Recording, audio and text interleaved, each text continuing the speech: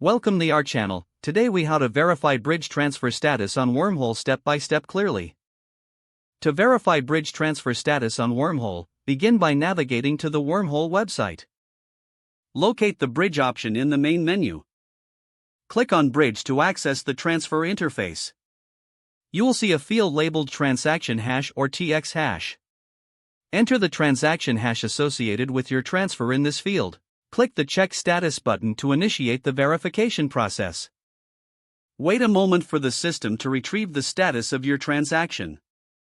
Once the data loads, review the status displayed on your screen. You should see information such as confirmation count and transfer status. If the status shows completed, your transfer has been successfully finalized.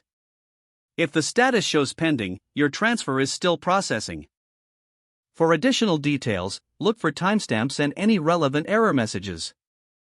If you encounter any issues, consider checking the Blockchain Explorer for more information.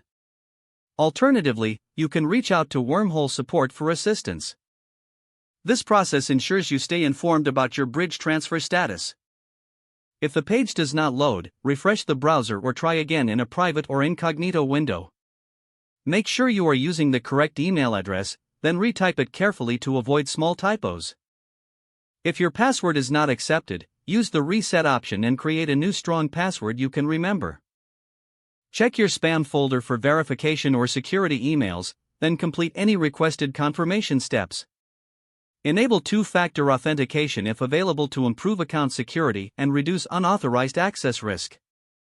After signing in, review your profile details so your contact information and settings are accurate and current. If you see an error message, note it down and try again after restarting your device and internet connection. Log out when you finish, especially on shared devices, to keep your account and payment information secure.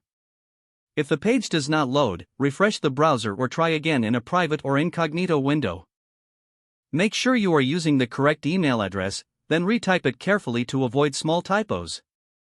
If your password is not accepted, use the reset option and create a new strong password you can remember. Check your spam folder for verification or security emails, then complete any requested confirmation steps.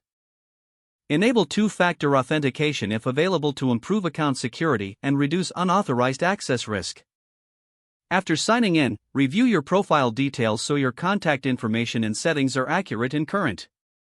Don't forget to like this video and subscribe to our channel for more step-by-step tech guides.